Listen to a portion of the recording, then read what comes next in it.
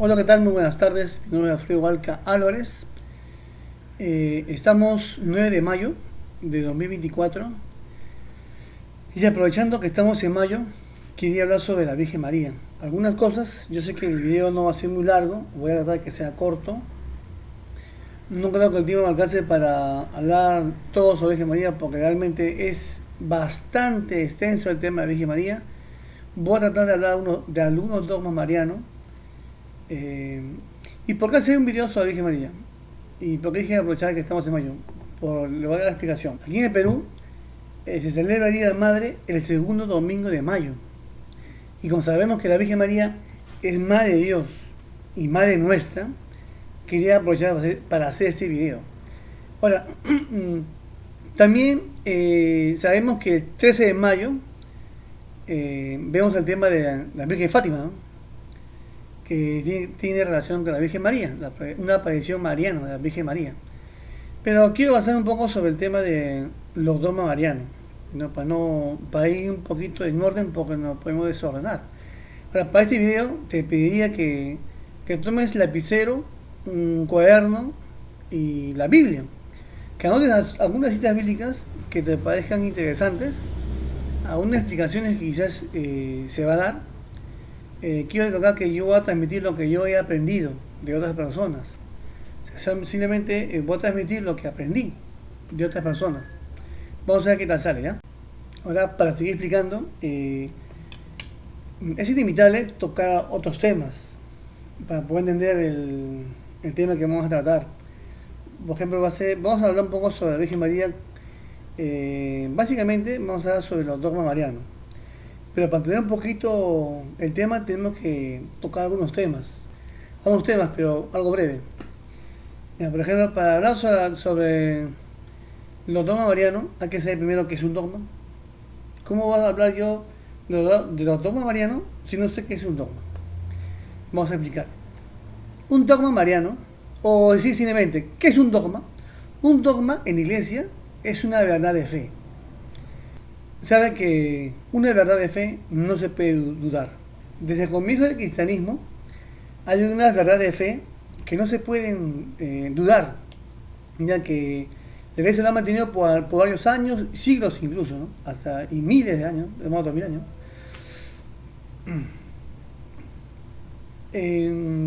Para esto hay que tomar en cuenta que en la iglesia de Cristo no solo se tiene que basar con respecto a la Biblia, no solo es escritura.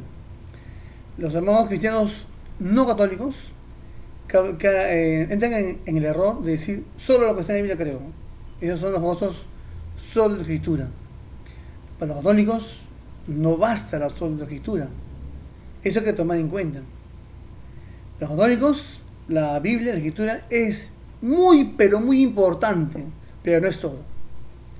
Hay que tomar en cuenta dos cosas más. Es la santa tradición y el magisterio de la iglesia. Ah, caray. Entonces, para la iglesia católica, no solamente la escritura, es la Biblia, la santa tradición y el magisterio de la iglesia. Viendo esos tres puntos de vista, viendo estos tres puntos, se pueden entender muchas cosas. Los hermanos no católicos, que son cristianos, no tienen muy claro porque solamente ellos dicen solo la escritura. Y eso es un error. Y les digo por qué. Ellos dicen, no, yo creo solamente lo que está en la Biblia. Pero, acá, entonces, solo para decir algo, ¿no?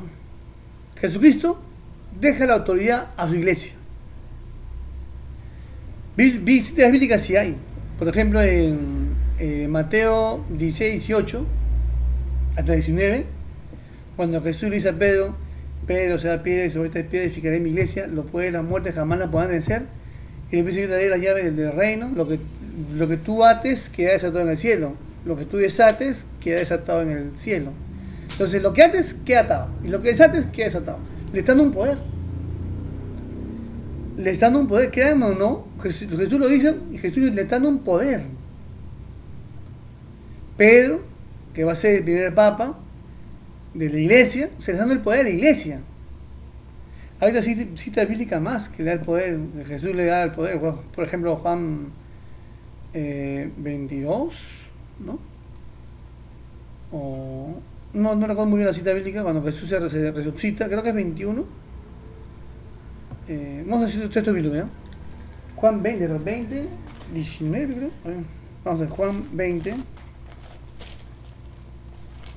Vamos a comprobar lo que estamos diciendo. Vamos a dar una cita bíblica, ¿no? La primera, que es Mateo 16, 18. Ahora vamos a Juan 20, 19. Ahí vamos a ver que Jesús le va a dar un poder a la iglesia, el poder de perdonar pecados. Lean a partir de 19 en adelante, van a ver que Jesús va a soplar un Espíritu Santo 2 veces. Y después va a decir, los pecados que ustedes perdonan serán perdonados. Esto es bíblico. Ahí Jesús está instituyendo el sacramento de la confesión y le está dando un poder a su iglesia. Entonces la iglesia no es cualquier cosa. Quiero decir esto, acá un poco de iglesia para poder entender que es un dogma, ¿no? Porque él tiene poder de declarar un dogma, por estas razones, ¿ven? Que está dando el poder a su iglesia, a su magisterio. ¿Qué dice Efesios 1:22? Dice que la iglesia es el cuerpo de Cristo y sobre ella despliega toda su plenitud. O sea, con esto que la iglesia no es cualquier cosa. Apunten y lean Efesios 1:22. ¿Ya? Esto va a decir. Y si vemos 1 Timoteo 3:15, vamos a encontrar otra más interesante, ¿no? Cuando Pablo le escribe a uno de sus discípulos y le dice que la iglesia es base de la verdad. Mira, entonces la iglesia no es qué cosa. La iglesia es algo importante, es base de la verdad, del Dios vivo. Lean 1 Timoteo 3:15. Habla sobre la iglesia, que la iglesia no es qué cosa. Y acuérdense y tomen en cuenta que la iglesia cristiana, la iglesia católica, está desde el comienzo. La historia lo confirma, la Biblia y la historia. Sabemos que históricamente la única iglesia cristiana es la iglesia católica. Durante muchos siglos, o en la historia, cuando estudian a los cristianos, se refiere a la iglesia católica. Y los cristianos en el siglo tanto entraron a Jerusalén, se refiere a la iglesia católica. Cuando la historia nombra a la iglesia en los primeros siglos del cristianismo, se refiere a la iglesia católica. Esa iglesia habla de la Biblia, que es base de la verdad. Y Jesús en Mateo 18 se ve que se atacaba. Cuando dice, y los poderes del infierno jamás los podrán vencer. Entonces la iglesia no es cosa. Con esto quiero decir que él tiene el poder que Jesucristo le dio. Por eso que su magisterio es importante y va a actuar en muchas citas bíblicas. Por ejemplo, cuando van a elegir al sucesor en el que va a ocupar el lugar de Judas, los apóstoles se van a encontrar y van a discutir qué hacemos. Tenemos 12. Entonces elijamos a una persona más, ¿no? Y entonces ahí eligen a Matías y vemos que la iglesia el magisterio se va a reunir y van a elegir. Cuando van a elegir después a los a otros discípulos, también se van a reunir. Cuando hay una discusión sobre cómo el tema de la circuncisión, es en Hechos 15 o Hechos 16, donde la iglesia se va a reunir y va a discutir el tema. ¿Y quién se reúne? La iglesia, el magisterio.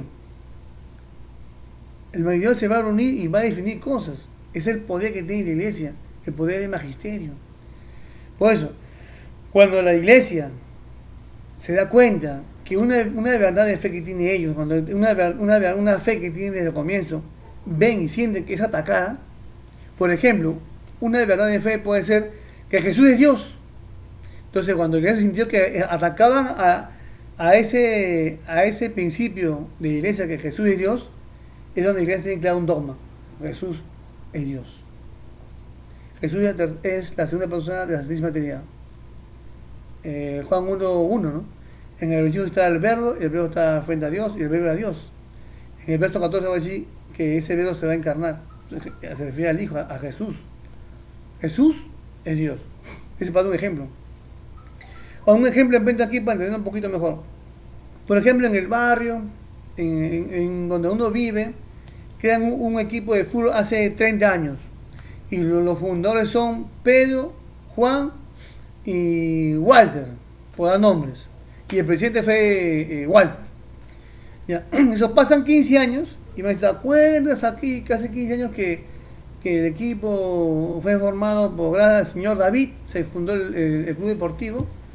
No, diciendo, no fue David, fue Walter. Todos sabemos que fue Walter. No, que fue David, yo me acuerdo. Entonces hay discusión. Entonces van a sacar la pelea, acá dice, el presidente fue Walter. Ah, caray. O sea, algo que todos sabían, hay gente que va a meter dudas, sin querer queriendo, y otros agreden. Entonces igualito va a pasar con el tema de la iglesia. Ante una fe o una verdad de fe que tenía la iglesia, que sabían que, por ejemplo, vamos a ver con el tema de la Virgen María, que sabían que la Virgen María es más de ellos. Pasó el tiempo y la gente empezó a atacar a personas o grupos de personas que empiezan a atacar a esa verdad de fe que tiene la iglesia. Entonces la iglesia se va a reunir y el Papa va a declarar un dogma de fe que todo católico debe creer sin dudarlo, porque es un dogma de fe. Es María, Madre de Dios. Y con esto quiero comenzar. Un dogma mariano es maternidad divina. Tiene que decir que María es Madre de Dios. Y esto se puede explicar por simple lógica, en textos bíblicos y por sentido común. También se puede explicar con un poquito de teología, ¿no? Solamente vamos a centrarnos con María, Madre de Dios. Y para mí este dogma mariano es uno de los más importantes. Es muy importante con respecto a la Virgen María, pues ya que de ese dogma mariano, María, Madre de Dios, va a ser base para los otros dogmas marianos, para los otros 3 dogmas que quedan. Total son 4, ¿no? Maternidad divina, virginidad perpetua, María sube al cielo y Inmaculada Concepción. Son los 4 dogmas marianos. Este video no sé si cansará el tiempo para hablar los 4 dogmas, a mí no va a tratar de decir algo. Alfredo, pero dijiste que el Papa va a declarar. Claro, es que el Papa, acuérdense que apunta la Biblia, la cita bíblica. Lucas 21, 32. Jesús le va a decir a Pedro, que le va a decir a Sol, le va a decir, Pedro, mire que Satanás ha pedido permiso para sacudirlos como trigo, para zarandearlo, dice otras traducciones. Pero Jesús dice a Pedro, pero yo he orado por ti, para que tu fe no caiga y sea sustento para tus hermanos. Eso quiere decir la infiabilidad papal. El Papa no puede fallar en cuestión de fe. Ojo, no puede fallar en cuestión de fe, pero cuando lo hace de una manera especial, no en una entrevista en el avión, no en el supermercado, no que en una entrevista que viene en el camión del Papa, no, esa verdad de fe, esa infiabilidad se cumple cuando el Papa lo va a decir de una manera muy especial. Le dicen escatológicamente. De esa manera, una forma especial, el Papa va a tener esa infiabilidad papal en cuestión de fe. Ojo, en cuestión de fe no estoy diciendo que el Papa es infalible en su vida. El Papa puede fallar, es humano. El Papa se confiesa, el Papa también peca. Entonces, en cuestión de fe, cuando lo declara de una manera muy especial, solemne, en esa realidad, el Papa es infalible. Acuérdense que el Papa dijo una vez, el San Damaso I, él va a ser el Papa que dice que la Biblia es palabra de Dios. Y todo el mundo cristiano, católico y no católico, lo creen. Y está garantizado por la Iglesia Católica. Garantizado por la Iglesia. Lo dijo un Papa. Con su poder de infidelidad papal, lo dice. Esto es palabra de Dios. Y para todo el mundo cristiano, católico, lo tienen así. Lo tienen como una verdad de fe. Es más, hay hermanos separados que son reformistas, ¿no? Que son protestantes, que aceptan a la Virgen María como Madre de Dios. Y quizás un hermano que no es católico se va a horrorizar. No, mentira. El tema es que ustedes no... O sea, es el problema de las sectas protestantes que aparecen día a día creando una iglesia con pocas bases doctrinales, que al final uno dice una cosa y el otro dice que el tema dice otra cosa, entre ellos mismos se contradicen y al final hay una confusión entre ellos. O sea, no tienen clara. Es muy distinto a la Iglesia Católica, ¿no? La Iglesia Católica es una sola fe, un solo bautismo, una sola fe tiene la Iglesia Católica, a pesar que es universal. Ese es lo rico y grande que tiene la Iglesia Católica. ¿Ya? ¿Y por qué? Porque viene de Jesucristo. Ahora, por simple lógica, podemos decir lo siguiente, ¿no? Si Jesucristo es Dios y María es Madre de Jesucristo, Madre de Jesús, entonces María es Madre de Dios. Por simple lógica. Listo. Más nada, uno ya. No, yo quiero que me dé citas bíblicas. Podemos leer Lucas 1:41 en adelante. Vamos a ver en la cita bíblica que Isabel va a decir algo muy importante. Para esto podemos leer la cita bíblica, apunten, o si no, paren el video, apunten y continúen. Lucas 1:41 en adelante. A ver, Isabel, esto cuando la Virgen María va a visitar a su prima Isabel que está embarazada. Isabel va a recibir el saludo de la Virgen María. Va a decir así. Al oír Isabel su saludo, el niño dio saltos en su vientre. O sea, San Juan Bautista en el vientre de Isabel. Va a saltar al sentir a la Virgen María. Ahí vemos que en el vientre materno ya hay vida. No al aborto, hay vida en el vientre. Dice, al oír Isabel su saludo, el niño dio salto en su vientre. Isabel se llenó del Espíritu Santo. Miren, escuchen, esta parte quisiera que no te olvides. Dice así el texto bíblico, que Isabel se llena del Espíritu Santo. Entonces en ese momento, el Espíritu Santo, que es Dios, la tercera persona de la Santísima Trinidad, le va a inspirar a decir lo siguiente. Escuchen con atención que va a decir Isabel, después de estar llena del Espíritu Santo, va a decir lo siguiente. Va a decir, y exclamó en alta voz, le va a decir a la Virgen María, bendita tú eres entre las mujeres, y bendito el fruto de tu vientre. Después continúa diciendo lo siguiente, algo ya tajantemente, dice así, ¿cómo he merecido yo que venga a mí la madre de mi Señor? Entonces vemos acá Isabel reconoce a la Virgen María como madre de su Señor. De su Señor. Entonces Isabel, que es esposa de un sacerdote, de un sumo sacerdote que es Zacarías, de la tribu de Leví, que están bien formados, y cuando un judío dice, mi Señor, es que se refiere a su Señor, a Dios. Entonces, ¿cómo he decidido yo que venga a mí la madre de mi Señor? O sea, la madre de mi Dios, de su Señor. Entonces acá una cita bíblica contundente que va a garantizar ese todo mariano. Lo que ella quería desde un comienzo y que muchos protestantes de la Reforma lo aceptan, que María es madre de Dios. Negar que María es madre de Dios, para esto hay que tener una cosa clara, ¿no? En Jesucristo hay dos naturalezas, la naturaleza divina y la naturaleza humana. Esa unión se llama la unión hipostática. Entonces en Jesucristo hay dos naturalezas. Es perfectamente Dios y perfectamente hombre. Se cumple en la segunda persona, Jesucristo. ¿Por qué? Porque el Verbo se va a encarnar. Versículo 14 del primer capítulo de Juan, del Evangelio de Juan. El Verbo se va a encarnar. Y todo lo que es con respecto a la humanidad, ¿de quién va a absorber Jesús? ¿De quién se va a formar? Como el feto de la madre se forma en el vientre de la mamá, va a absorber de la madre. De la misma manera Jesucristo, que es la segunda persona de una persona, ¿no? El Hijo, es Dios, va a adquirir toda la humanidad de parte de su mamá, en el vientre. ¿De quién es su mamá? La Virgen María. Entonces, decir que la Virgen María no es madre de Dios es negar que Jesucristo es Dios. Es negar que Jesucristo es Dios. Pero no podemos negar que María es madre de Dios. Tenemos que afirmar que sí es madre de Dios porque es mamá de Jesús, y Jesús, que es verdaderamente Dios y verdaderamente hombre, es hijo de la Virgen María. Va a nacer de la Virgen María. Es por eso que no se puede negar que María es madre de Dios. Es por eso que muchos protestantes lo tienen clara y se aceptan esto. Ahora, si tú no eres católico, eres protestante y no quieres aceptar eso, entonces tienes un problema. Bíblicamente hay lógica y también teóricamente estamos viendo que sí es cierto. O sea, negar que María es madre de Dios es negar que Jesús es Dios. Para el mundo cristiano, hay que tomar en cuenta. Depende, a mundo cristiano quizás no, ¿no? El que no es cristiano, bueno, ya ahí no puedo decirle muchas cosas porque no tienen el mismo concepto de los cristianos, que Jesús, para los cristianos Jesús es Dios.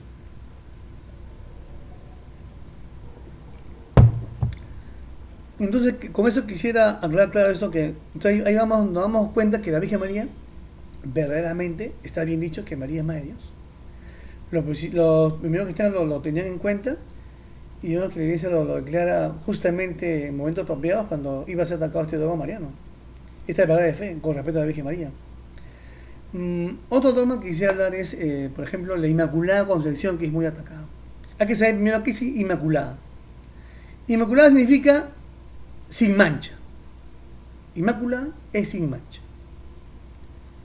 Entonces, cuando dice Inmaculada Concepción, la Virgen María que dice que María fue concebida sin mancha. sin pecado. Oye, Alfredo, tú me estás diciendo que la Virgen María no tuvo pecado, no tuvo pecado original. Eso es lo que tú me quieres decir, Alfredo. Y te voy a decir, lo que pasa es que, que la Virgen María no fue salvada por Jesús. Hay que tener una cosa clara. Lo que pasa es que María es la gran privilegiada. Y todo refiere, gracias a que es madre de Dios. Por eso te digo que la maternidad divina va a dar garantía a los demás dogmas marianos. María, al ser madre de Dios, goza de muchos privilegios por atribución a Jesucristo, a su Hijo, a Dios, que Jesús es Dios. Por atribución a Jesús, la Virgen María va a gozar de algunos atributos, algunos privilegios. María sí es salvada por Jesús. Es salvada por Jesús. Total, no dice que no tuvo pecado. No, escuchen. María es salvada por Jesús de una manera muy especial. Es que ella es la gran privilegiada.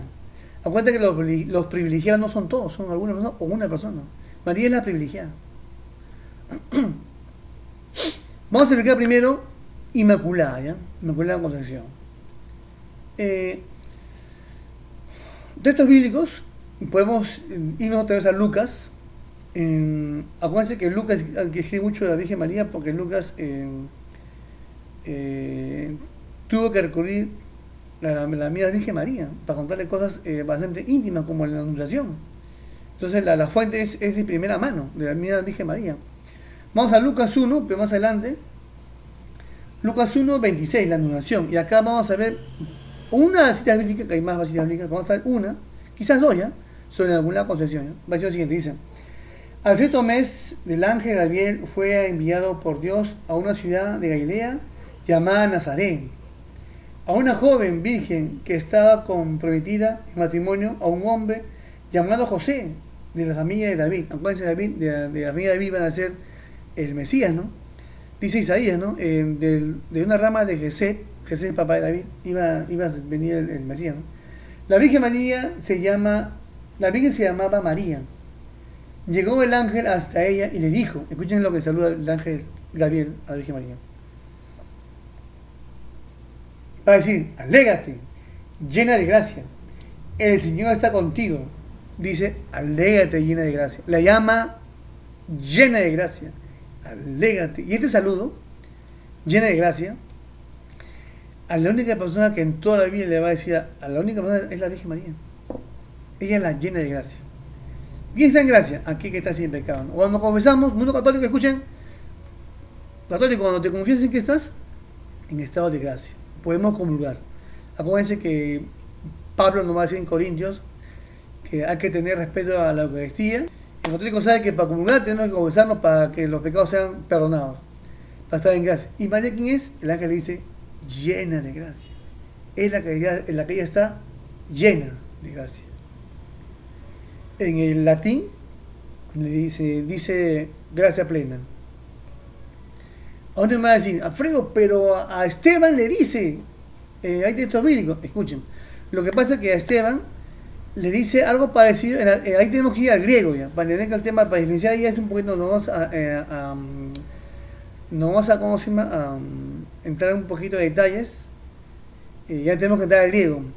Lo que pasa es que a Esteban le dice, lo dice en una palabra que es un tiempo presente, o sea que en ese momento Esteban gozaba de gracia. Pero a la Virgen María le dice una palabra griega que era la quejaritomene. Y esa palabra quejaritomene solamente dice la Virgen María, que está en un tiempo perfecto presente. Entonces quiere decir, ese verbo se usa, es que para entender esas cosas tenemos que saber la cultura. En la cultura griega es así. Nuestra cultura peruana, hispanoamericana, tenemos nuestros temas, ¿no? Cada región tiene su cultura y para poder entender algo o algunas cosas tenemos que saber cómo es su cultura. Entonces, para el griego de ese entonces, la palabra quejaritomene significa, está escrito en un verbo perfecto presente, que quiere decir que siempre estuvo de esa manera. Entonces la Virgen María siempre estuvo llena de gracia. En todo tiempo fue llena de gracia. Esa es la diferencia. Entonces, ahí es la única que le va a decir eso. En la traducción griega, llegamos al griego y vemos a Esteban dice otra cosa. No lo dice eso, no lo dice quejaritomene. Entonces, por ahí vemos que la Virgen María es la única persona que dice, le saluda el ángel que es mensajero de Dios, le va a decir: alégate, llena de gracia. O sea, que la que tuvo gracia siempre. Esa cita bíblica muy contundente con lo que es el tema de Inmaculada Concepción, que siempre estuvo en gracia.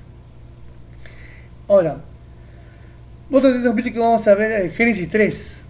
Si vamos a Génesis 3 en la caída del hombre, cuando Adán y Eva caen y van a recibir la sentencia, me parece que en Génesis 3, 15 o 14, Dios, el Padre, va a decir algo. Ya vamos a ver que la Virgen María ya está, como se llama, ya está anunciada desde el Génesis.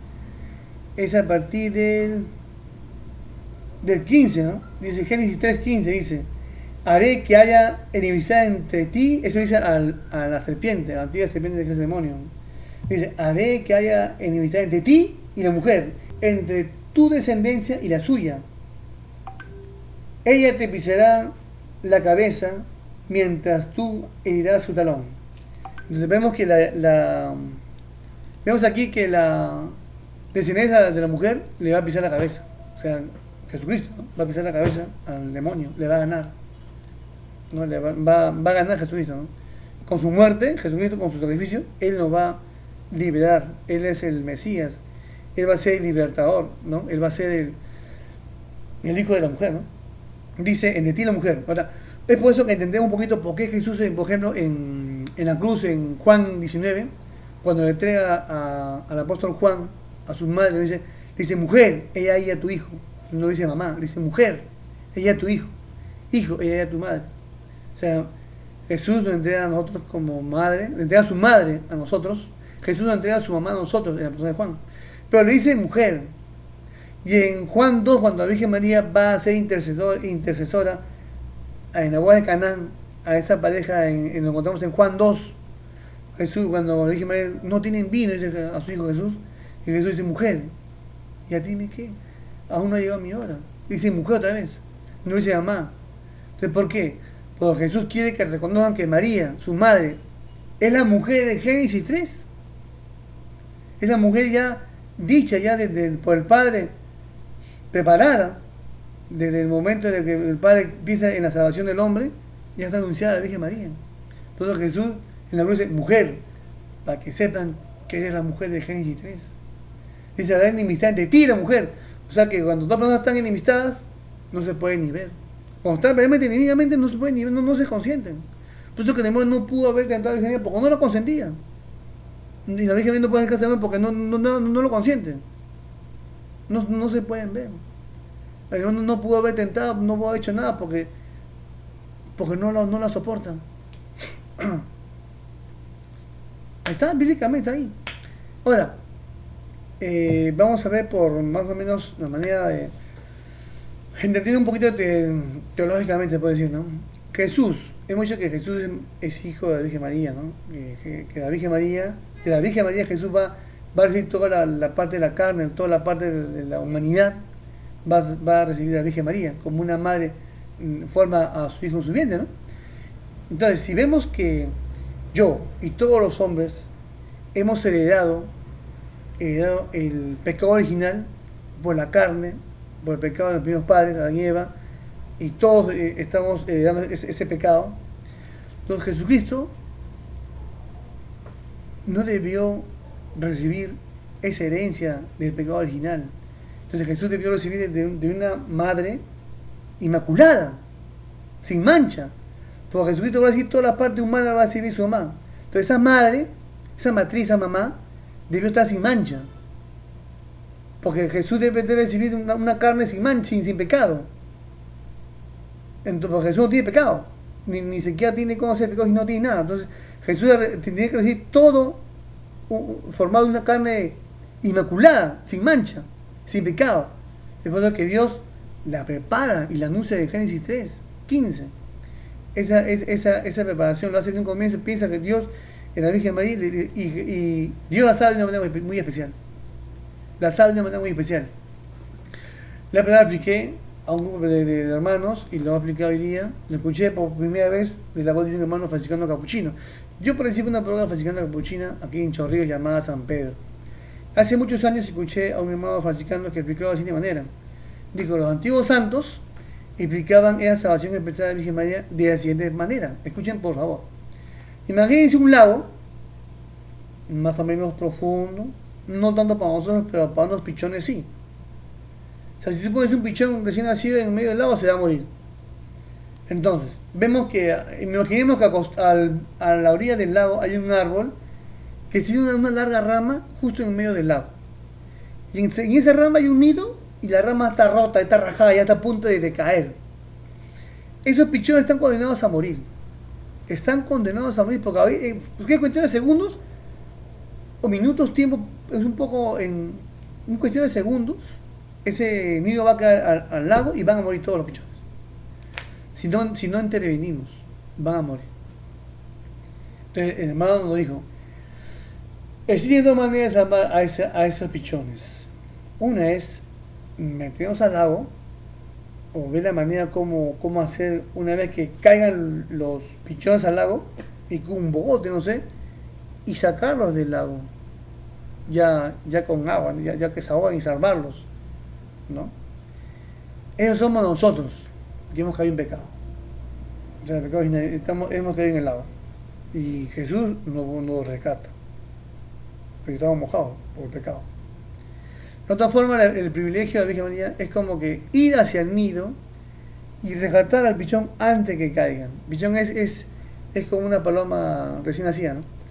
Ir al nido, sacarle el nido antes que caigan al lago. Eso nos debe explicar cómo la Virgen María pudo haber sido salvada de manera especial a su hijo, antes que caigan en pecado, ¿no? Esto es simplemente para explicar, algo sencillo, para no complicarnos la vida. Entonces, con esto yo quisiera terminar este video, lo hago corto, porque no quisiera extender, porque capaz no va a tener más. El otro mariano es María sube al cielo, algo pequeñísimo. Jesús ascendió porque es por su propia fuerza, porque es Dios. Pero María no es Dios. María es asunta, es llevada al cielo. Si te que podemos leer Apocalipsis 12, vemos que la mujer le dan alas. Lean Apocalipsis 12, van a ver que la mujer va a dar luz, hay una serpiente, habla de la antigua serpiente que va a ir cuando le va a hacer guerra a la mujer. Y va a querer ser atacada a la mujer. Y en el verso, creo, 14, no me acuerdo, a la mujer le dan alas del águila grande. Y el águila, entonces están que los halcones, ¿no?, llegan a un cierto nivel de altura. Pero el águila más grande, que tiene el ala más grande, llega más alto. Acá en el Perú hay un cóndor. Es un tipo de águila inmenso, con alas que miden 3 metros. Ese llega hasta los Andes. Ese no se marea. O sea, dice que a la mujer le van las alas del águila grande. O sea, va a ser llevado a un lugar especial. Es una cita bíblica que podemos compartir. En el capítulo 11 del Apocalipsis, al finales, van a ver con una visión que hay el arca de alianza está en el cielo. Pero en el capítulo 11, el último versículo, ven un arca de alianza en el cielo, que está de bien dorado, ¿no? Pero después, cuando acaba el 11 y empieza el 12, dice una visión que una mujer está en el cielo, una mujer vestida del sol, o sea, de oro, ¿no? Después coronada con 2 estrellas. Y acuérdense que lo que pasa es que en la Biblia existen varios paralelos, ¿no?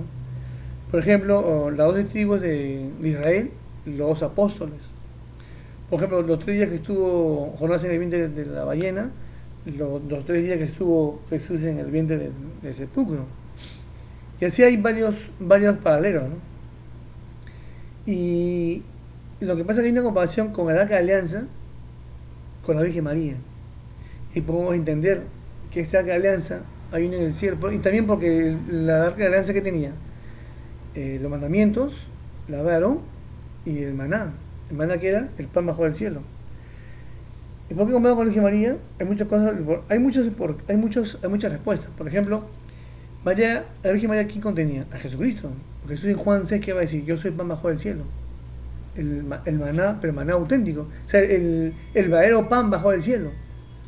Jesús cumplió con todos los mandamientos. El único que cumplió con todos los mandamientos. Jesús, Cristo, va a gobernar como rey. La vara de Aarón. O sea, Jesús.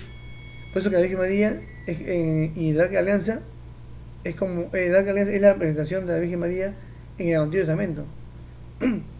Y este Arca de Alianza no puede ser tocado, solamente puede ser llevado por los sacerdotes. De ahí viene también el tema de la virginidad perpetua. María virgen antes, en la hora y después del parto. Si leemos Samuel 6 me parece, ahí va a narrar cuando hay personas que tocan el arca o están por caerse y mueren, porque el arca no puede ser tocado. Ahí vamos a ver que van a llevar el arca a la casa de una persona, el rey David, y el rey David va a tener miedo. No, no, no, ¿quién soy yo para que venga a mi casa el arca? No, no, no, yo no soy digno. O sea, pero lo dice de susto, muy parecido a Lucas 1:41, Lucas 1:41, y no, con 42 me parece. ¿Quién soy yo para que venga a mí la madre de mi Señor? En ese texto bíblico, el arca de la alianza se quedan 3 meses. Y a María, cuando acaba esa cita bíblica, más adelante va a decir que se queda 3 meses. O sea, hay mucha comparación en la alianza con la Virgen María. Ahora, en el pasadito estamos hablando sobre la Asunción y también sobre la virginidad perpetua. No, no podía ser tocado. Entonces, ahora, algo también con respecto a la virginidad perpetua podría ser Isaías 7:14, donde dice, la Virgen está, una señal, dice, va a haber una señal. La señal era una mujer, no, una virgen está embarazada. La virgen va a dar a luz. O sea, que una virgen está embarazada, una virgen no es normal. Es una señal milagrosa. Y se piensa que esta virgen va a dar a luz. O sea, habla de que la virgen va a dar a luz. O sea, no es normal que una virgen dé a luz. Pero lo dice Isaías. Y lo repite en Mateo 23, ¿no? Va a decir 1:23. Va a decir, la virgen da a luz. Está embarazada y da a luz. Dice, la virgen está embarazada y no es virgen que da a luz. Con la Biblia, cuando dice, ahí tiene la Biblia cuando dice que, por ejemplo, en la cruz Jesús le dice a Juan, ¿no? En Juan 19 le decía, hijo, ella tu madre. Una mujer cuando estaba sin hijos, sin esposos, le conocían como una mujer maldita, era maltratada. Jesús está preocupado. Jesús le entrega a su discípulo Juan, se va a entregar. Entonces, como decía, para que su mamá tenga un respaldo que no está sola. Está Juan como su hijo. O sea, no puede ser maltratado. No puede ser humillado, no puede ser mal visto. Jesús preocupado por su mamá y hace maravillosa jugada. Ya dice eso, ¿no? Mujer ahí a tu hijo, hijo ahí a tu madre. Y de ahí el apóstol llegó a su madre, ¿no? A su casa. O sea, María sigue teniendo familia cercana. Es porque Jesús nos entrega a su madre en la persona de Juan. Por eso María es madre nuestra. María, la perfecta intercesora. Lean Juan 2. Cuando María intercede por la boda de Canaán. Explicar esto sería muy largo ya. Ahora sabemos por la genealogía de Jesús, cuando habla de José, a las demás personas cuando tienen varios hijos los nombran. Padre de tal y tal y tal.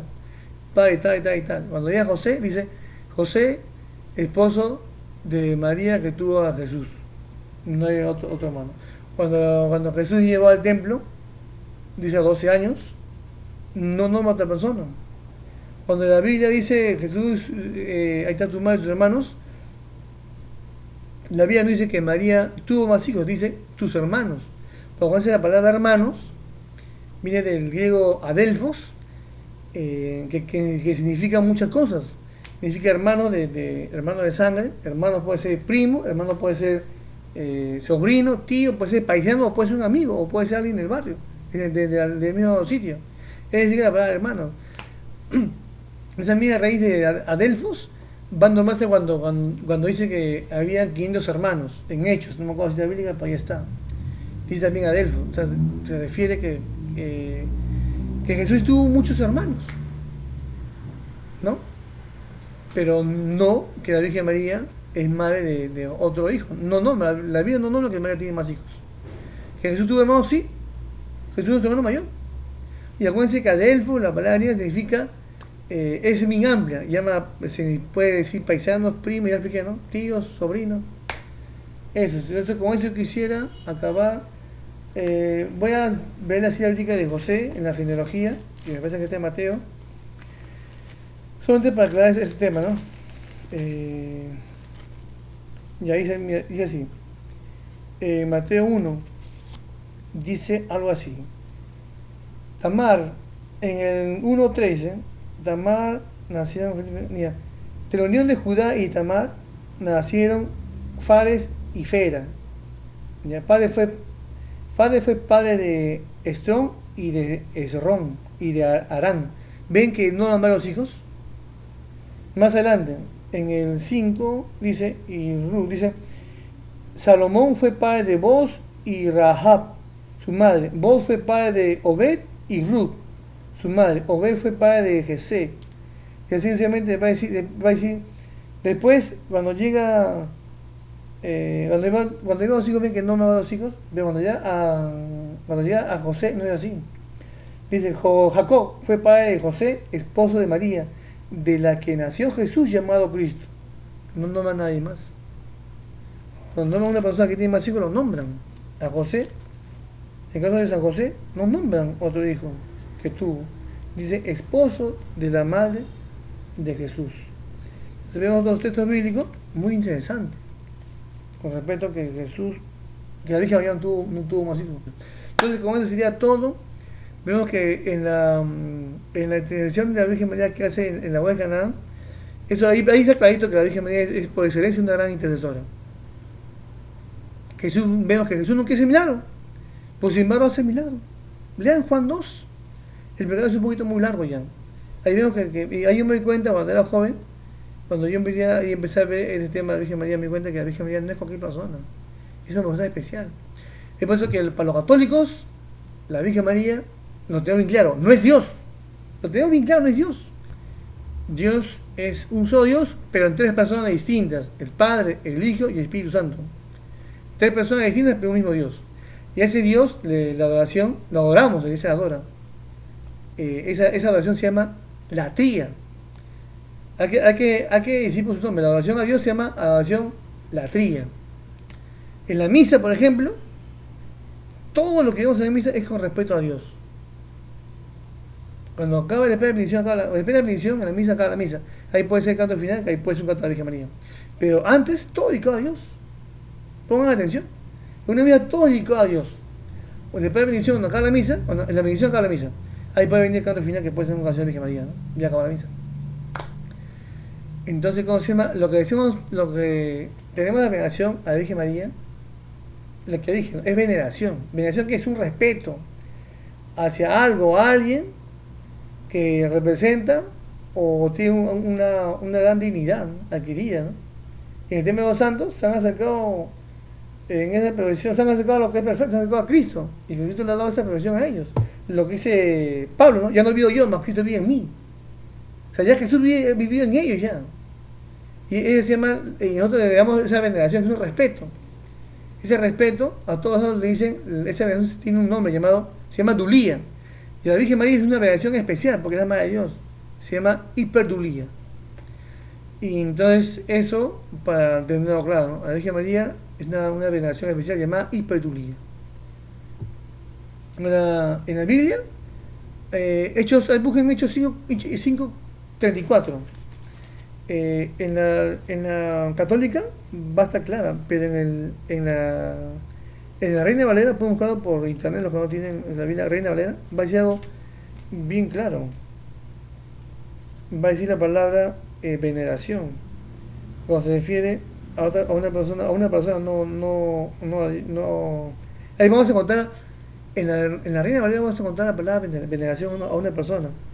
A ver, Hechos 5:34, dice así. Entonces se levantó uno de ellos, un fariseo llamado Gamaliel, que era doctor de la ley y persona muy estimada por todo el pueblo. Pero en la Reina Valera, que es la Biblia de los protestantes, dice una persona venerado por todo el pueblo. Ahí está clarita la Biblia que usan los hermanos no católicos. Dice persona muy venerada o persona venerada por todo el pueblo. Y venerado, vemos que es un gran respeto. Busca por internet Biblia Hechos 5:34, Biblia Reina Valera, y van a leer, lo pueden comprobar. Entonces con esto yo quisiera despedirme. Nos vemos. Chao. Gracias.